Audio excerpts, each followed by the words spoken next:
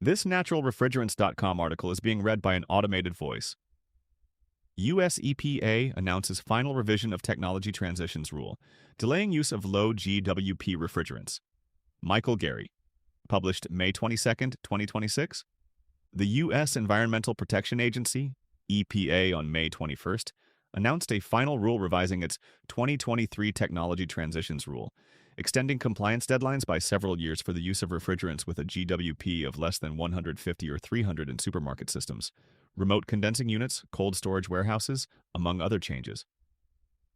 The agency also proposed an exemption for road and intermodal container transport refrigeration units, TRUs, from leak repair requirements established under the 2024 Emissions Reduction and Reclamation (ER&R) rule.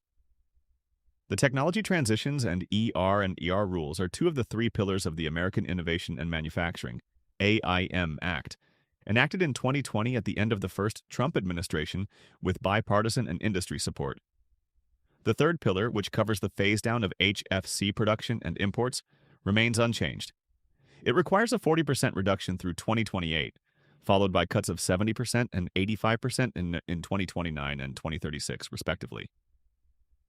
During the announcement at the White House, EPA Administrator Lee Zeldin, alongside President Donald Trump, said the change in the Technology Transitions Rule and the proposed change to the ER&R Rule 2 together are estimated to save American families and businesses more than $2.4 billion, adding, "This will be felt directly by American families in lower grocery prices."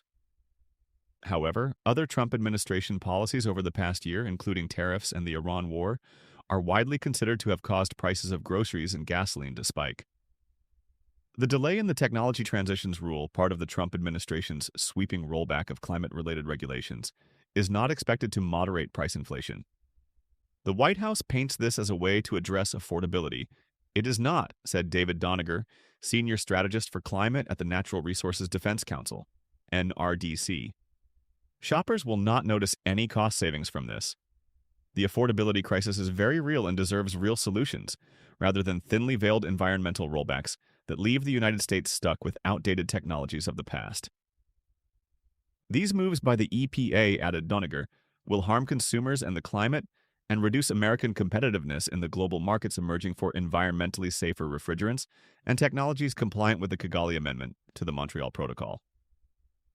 Zeldin also said at the White House that the original Technology Transitions Rule was a rushed, frantic, reckless sprint by the Biden administration to phase out reliable equipment for grocery stores. That view was challenged by Dan Howells, Green America's climate campaigns director, who pointed out that the rule was carefully considered, supported by industry, and pursuant to bipartisan legislation.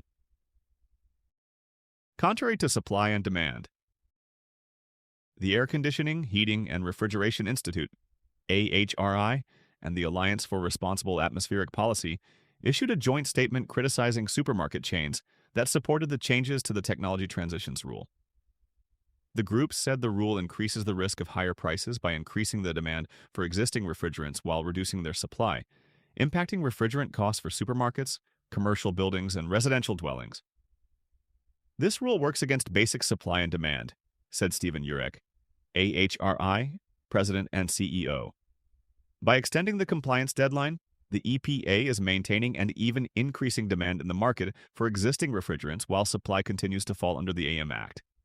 So, instead of falling, refrigerant prices are likely to rise, resulting in higher service costs and higher costs for consumers. The groups also emphasized that the requirements did not apply to existing equipment. Supermarkets and other businesses could already keep using and servicing equipment they own. The requirements applied only to new equipment manufactured or imported after the transition dates. This was never a rule forcing stores to replace existing equipment, Urek said. It was a rule for new equipment. The EPA has no analysis showing that delaying these dates will lower costs for consumers. AHRI and the Alliance said the final rule also harms U.S. manufacturers that invested to meet the existing dates. Over the past several years, manufacturers redesigned products, retooled factories, certified new equipment, expanded domestic production, and trained workers to build and service next-generation refrigerant equipment. American manufacturers did what Congress and the first Trump administration asked them to do, said John Hurst, executive director of the Alliance. They invested in new equipment, new refrigerants, new production lines, and American workers. The administration has now changed course in a way that weakens those investments. In an online hearing hosted by the EPA last October, a number of manufacturers, trade groups, and NGOs expressed their opposition to some of the provisions in the agency's proposed reconsideration of the Technology Transitions Rule, particularly the delays in the launch of new GWP limits for refrigerants used in supermarket and cold storage refrigeration. 5 or 6 year delays. Among the changes finalized by revised Technology Transitions Rule are the following. New retail food. Supermarket equipment can use refrigerants with a maximum GWP of 1,400 beginning January 1st, 2027, replacing the previous GWP limits of 150 or 300, which depend on charge size and equipment configuration. On January 1st, 2032, the 150 or 300 GWP limits will take effect. In addition, the cooling capacity of supermarket systems can increase up to 15% without being considered the installation of a new system. New retail food. Remote condensing units can use refrigerants with a maximum GWP of 1,400, beginning 60 days after publication of the rule in the Federal Register, replacing the previous GWP limits of 150 or 300 that were scheduled to take effect January 1st, 2026. On January 1st, 2032, the 150 or 300 GWP limits will take effect.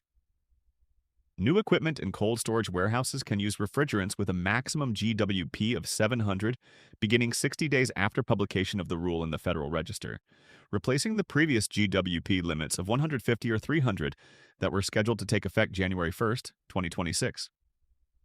On January 1st, 2032, the 150 or 300 GWP limits will take effect. Residential and light commercial air conditioning and heat pump systems using refrigerants above 700 GWP and manufactured or imported before January 1st, 2025, can be installed until supply runs out. Other changes in the final rule pertain to industrial process refrigeration and chillers used for semiconductor manufacturing. Refrigerated transport, intermodal containers, and industrial process refrigeration for centrifuges and laboratory shakers. In its proposed exemption from leak repair requirements for road and intermodal container transport refrigeration units in the ER&R rule, the EPA claimed that these units should not be included in a provision that covers appliances with at least 15 pounds, 6.8 kilograms, of HFC refrigerants. Most of these TRUs utilize slightly more than 15 pounds of refrigerant, the agency said. The ER&R rule set a 10% leak rate threshold, triggering mandatory repairs, repair timelines, and proper record-keeping practices for TRUs. The EPA will accept comments for 45 days after the proposal is published in the Federal Register. Comments identified by docket ID number EPA-HQ-OAR-2 026-2 905 may be submitted here.